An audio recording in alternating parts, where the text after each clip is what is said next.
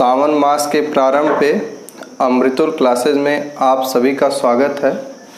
इसके पहले हम लोगों ने पास्ट परफेक्ट कंटीन्यूअस टेंस का अध्ययन किया था। अब हम लोग फ्यूचर इंडेफिनिट टेंस का अध्ययन करेंगे। फ्यूचर इंडेफिनिट टेंस, फ्यूचर के जितने भी टेंस होते हैं मॉडल टेंस कहे जाते हैं। अब मॉडल टेंस कहे जाते हैं, इनमें पहचान इनकी क्या होती है? हेल्पिंग वर्ब, मेन वर्ब, सारी चीज़ों को हमने यहाँ पे लिखा हुआ है। इसके बाद अफर्मेटिव सेंटेंस का स्ट्रक्चर लिखेंगे, निगेटिव का स्ट्रक्चर लिखेंगे, इंट्रोगेटिव का। उसी के माध्यम से फ्यूचर इंडेफिनिट टेंस को हम लोग समझेंगे। इसमें जैसे प्रेजेंट में क्या होता था कि कार्य हो रहा है, कब से हो रहा है, ये सब पता चलता था। पास्ट में कार्य कब का हुआ है, किस सन से हो रहा है, समय दिया रहता था। फ्यूचर इंडेफिनिट टेंस में ऐसी कुछ भी बात नहीं है। इसमें कार्य के पूर्ण होने की, कार्य की ना होने की, कार्य कब से हो रहा है, ऐसी कोई भी बात नहीं दी रही होगी। इसमें इसकी पहचान देखिए, इसकी पहचान होगी, फ्यूचर इंडेफिनिट टेंस के वाक्यों की पहचान होगी कि वाक्यों के अंत में गा गी गे आदि शब्द आएंगे। सामान्यतः गा गी गे, सामान्यतः गा गी गे आदि शब्द आएंगे। जैसे वह खा रहा होगा, वह खेल रहा होगा, वह सो रहा होगा। ये संभावनाएं हैं, निश्चित नहीं है, केवल संभावना है कि वह क्या खेल रहा होगा। ऐसी इसमें हेल्पिंग वर्ब के रूप में विल अथवा शैल का प्रयोग करेंगे। हेल्पिंग वर्ब के रूप में विल अथवा शैल का प्रयोग करेंगे। एक चीज़ और, अब आज की इंग्लिश में शैल का प्रयोग लगभग लुप्त हो गया है। आई अथवा वी के साथ तो शैल का प्रयोग करते थे, लेकिन अब उसके साथ भी विल का प्रयोग करने लगे हैं। लेकिन ये फ्यूचर इंडेफिनिट टेंस हम एक शुरुआती लेवल पे, बेसिक लेवल पे बता रहे हैं, इसलिए विल का भी प्रयोग हम लोग करेंगे और शैल का भी प्रयोग करेंगे। मेन वर्ब की फर्स्ट फॉर्म, इंडेफिनिट जहाँ भी रहेगा पास्ट इंडेफिनिट को छोड़ दिया जाए। पास्ट इंडेफिनिट के निगेटिव अफर्मेटिव को अगर छोड़ दिया जाए तो हर जगह इसकी फर्स्ट फॉर्म लगती है इंडेफिनिट की। तो मेन वर्ब की फर्स्ट फॉर्म का प्रयोग करेंगे। अब आइए थोड़ा सा देख लेते हैं विल अथवा शैल का प्रयोग कहाँ कहाँ करेंगे।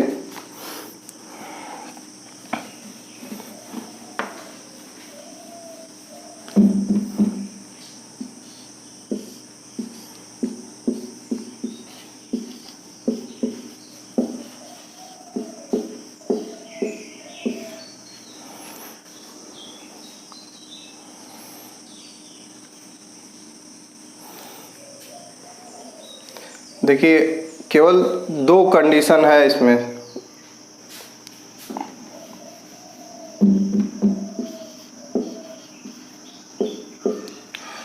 आई और वी के साथ शैल का प्रयोग, और बाकी जो कुछ भी आएगा टेंस में, चाहे प्लूरल आए, चाहे ही आए, सी इट दे, कुछ भी आएगा उसके साथ विल का प्रयोग करेंगे, लेकिन आई अथवा वी के साथ शैल का प्रयोग करेंगे।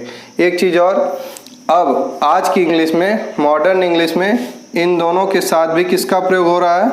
विल का।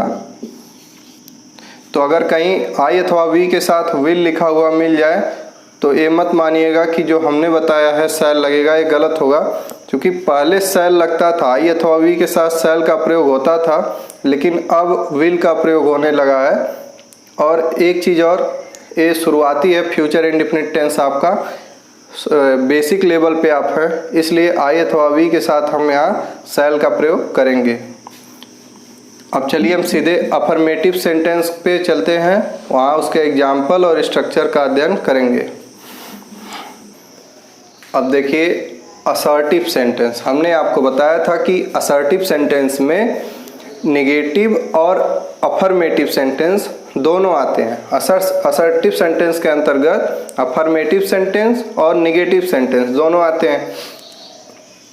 हमने देखिए इसका स्ट्रक्चर लिखा है, subject plus helping verb plus not को ब्रैकेट में इसलिए रखे हैं कि अगर असर्टिव का अफर्मेटिव रहेगा तो नॉट का प्रयोग नहीं करेंगे और निगेटिव रहेगा तो नॉट का प्रयोग करेंगे। मेन वर्ब की first form plus object plus other. Structure same रहेगा हमेशा, केवल आपको याद क्या रखना है हर एक टेंस का हेल्पिंग वर्ब क्या होती है। बाकी सब में अफर्मेटिव का स्ट्रक्चर यही होता है कि सब्जेक्ट आएगा, हेल्पिंग वर्ब, नॉट अगर निगेटिव है, main verb, object plus other. अब देखिए इसका दो एग्जाम्पल, एक अफर्मेटिव का एक निगेटिव का एग्जाम्पल हम लोग लिखा है। आज हम क्रिकेट खेलेंगे, आज हम क्रिकेट खेलेंगे। सबसे पहले लिखेंगे सब्जेक्ट। यहाँ पर सब्जेक्ट है हम क्या है सब्जेक्ट, इसको लिखेंगे वी। अब मैंने आपसे बताया कि वी के साथ और आई के साथ शैल का प्रयोग, we shall play main verb cricket. देखिए सबसे पहले सब्जेक्ट हो गया, हेल्पिंग वर्ब अफर्मेटिव सेंटेंस है तो नॉट का प्रयोग करेंगे ही नहीं। वी शैल प्ले क्रिकेट आज, टुडे। यही है अदर, जो अदर लिखा हुआ है, we shall play cricket today, आज हम क्रिकेट खेलेंगे। मैं आज स्नान नहीं करूँगा, मैं आज स्नान नहीं करूँगा तो आई। अब इसके साथ भी शैल का प्रयोग, आई शैल। अब नॉट, मेन हेल्पिंग वर्ब और मेन वर्ब के बीच में नॉट का प्रयोग, I shall not bath, I shall not bath today.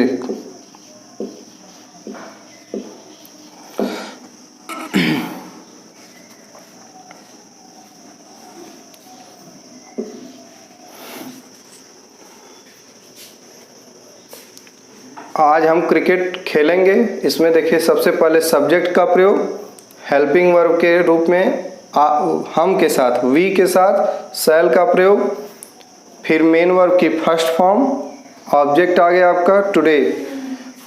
मैं आज स्नान नहीं करूँगा, आई शैल नॉट बाथ टुडे, मैं आज स्नान नहीं करूँगा। आइए 2-3 एग्जाम्पल और इसका करते हैं।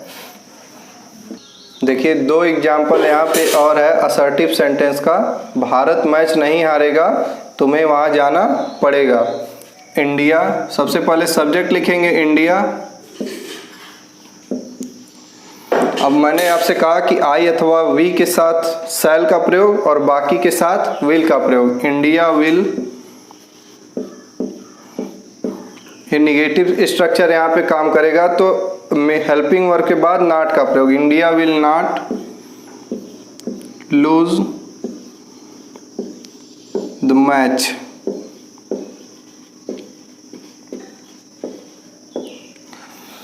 एक बात यह है कि जब हम कोई भी खेल खेलते हैं तो उसे मैच कहते हैं। जरूरी नहीं कि मैच का मतलब केवल क्रिकेट ही हो, फुटबॉल का मैच भी हो सकता है, वॉलीबॉल, बास्केटबॉल, जितने भी खेल होते हैं सबको मैच कहेंगे। मैच मतलब क्रिकेट नहीं। तुम्हें वहाँ देखिए सबसे पहले सब्जेक्ट का प्रयोग किया, फिर हेल्पिंग वर्ब का, फिर नॉट का प्रयोग, मेन वर्ब की फर्स्ट फॉर्म, फिर ऑब्जेक्ट। तुम्हें वहाँ जाना पड़ेगा, तुम्हें वहाँ जाना पड़ेगा तो सबसे पहले सब्जेक्ट यू के साथ शैल का प्रयोग, यू शैल।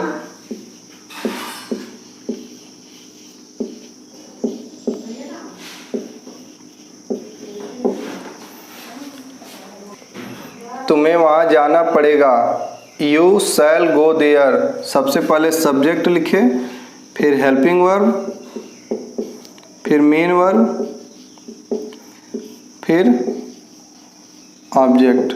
ऑब्जेक्ट नहीं होगा, ये अदर में आएगा। Subject, helping verb, main verb, other. तुम्हें वहाँ जाना पड़ेगा, भारत मैच नहीं हारेगा, India will not lose the match. ये आपको 4 एग्जाम्पल के माध्यम से हमने बताया कि फ्यूचर इंडेफिनिट टेंस के असर्टिव सेंटेंस का ट्रांसलेशन कैसे करेंगे। अब हम लोग इंट्रोगेटिव सेंटेंस के दोनों टाइप का अध्ययन करेंगे। देखिए इंट्रोगेटिव सेंटेंस का फर्स्ट टाइप, ये देखिए फर्स्ट टाइप। सबसे पहले स्ट्रक्चर इसका हेल्पिंग वर्ब, उसके बाद सब्जेक्ट, फिर नॉट वाक्य में आएगा तब, फिर मेन वर्ब, उसके बाद ऑब्जेक्ट, फिर अदर। देखिए एग्जाम्पल, सीधे एग्जाम्पल, क्या सीता स्कूल नहीं जाएगी? सबसे पहले हेल्पिंग वर्ब का प्रयोग करेंगे विल, सीता सब्जेक्ट, फिर नॉट का प्रयोग main verb,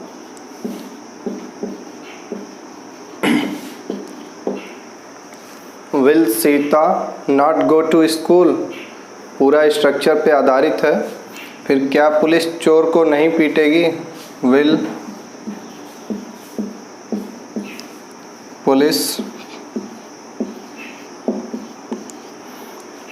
police not beat the thief,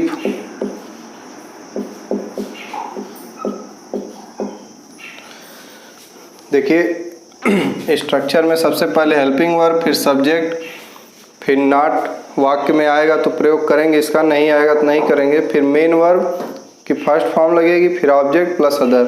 क्या सीता स्कूल नहीं जाएगी? Will Sita not go to school, helping verb, subject, not, main verb, object. क्या पुलिस चोर को नहीं पीटेगी? Will police not beat the thief. Interrogative sentence के फर्स्ट टाइप का, जो वाक्य क्या, कब, क्यों, कैसे से शुरू होते हैं, उसके फर्स्ट टाइप का स्ट्रक्चर है आपका और एक कुछ एग्जाम्पल। अब इसके बाद हम लोग सेकेंड टाइप देखते हैं कि उसका ट्रांसलेशन हिंदी से इंग्लिश में कैसे करेंगे। अब इसके पहले हमने फर्स्ट टाइप का अध्ययन किया, अब देखिए सेकेंड टाइप का स्ट्रक्चर हमने यहाँ पे लिखा। सेकेंड टाइप मतलब कि क्वेश्चन वर्ड वाक्यों के बीच में आए। क्वेश्चन वर्ड कहाँ है? वाक्यों के बीच में। कौन, कौन सी, क्यों। क्वेश्चन वर्ड कहाँ आएगा? वाक्यों के बीच में। इसका स्ट्रक्चर है क्वेश्चन वर्ड, हेल्पिंग वर्ब, फिर सब्जेक्ट, फिर not, main verb, object, other. अब तुम्हारी सहायता कौन करेगा? सबसे पहले क्वेश्चन वर्ड की इंग्लिश हु, फिर helping verb will, subject who will you help, main verb now. Who will you help now, ये आपका पहला सेंटेंस का जो है हिंदी से इंग्लिश में क्या ट्रांसलेशन हुआ। वह कौन सी पुस्तक पढ़ना चाहेगा? कौन सी, व्हिच।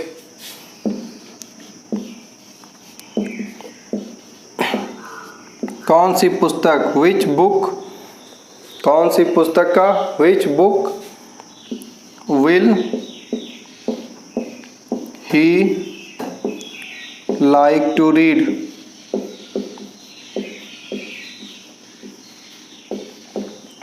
वह कौन सी पुस्तक पढ़ना चाहेगा? सबसे पहले व्हिच बुक, फिर हेल्पिंग वर्ब, फिर सब्जेक्ट लाइक टू रीड,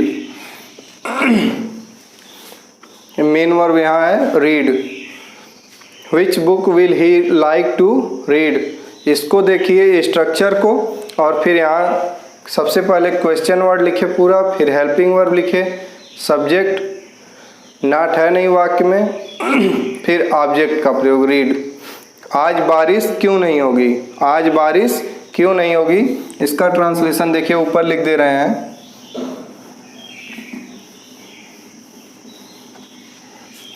आज बारिश क्यों नहीं होगी, सबसे पहले वाई, फिर हेल्पिंग वर्ब विल का प्रयोग, वाई विल। अब बारिश के लिए सब्जेक्ट का प्रयोग करते हैं इट, वाई विल इट। अब नॉट का प्रयोग, नॉट रेन टुडे।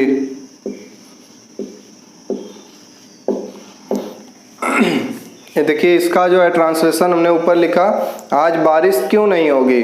क्यों की अंग्रेजी सबसे पहले वाई, फिर हेल्पिंग वर्ब विल, उसके बाद बारिश का सब्जेक्ट होता है it, why will it not rain today, आज बारिश क्यों नहीं होगी। ये हमने आपको फ्यूचर इंडेफिनिट टेंस को कुछ एग्जाम्पल के माध्यम से और अपने स्ट्रक्चर के माध्यम से समझाने का प्रयास किया कि फ्यूचर इंडेफिनिट टेंस के वाक्यों का ट्रांसलेशन हिंदी से इंग्लिश में कैसे करते हैं। अब आप लोग एक्सरसाइज करिए, अगर उसमें कोई भी प्रॉब्लम आप लोगों को आती है तो कमेंट बॉक्स में पूछिए ताकि हम आपकी समस्या का निराकरण करें। और इसके अगली वाली वीडियो में हम लोग फ्यूचर कंटीन्यूअस टेंस का अध्ययन करेंगे। और इसी के साथ बहुत बहुत धन्यवाद।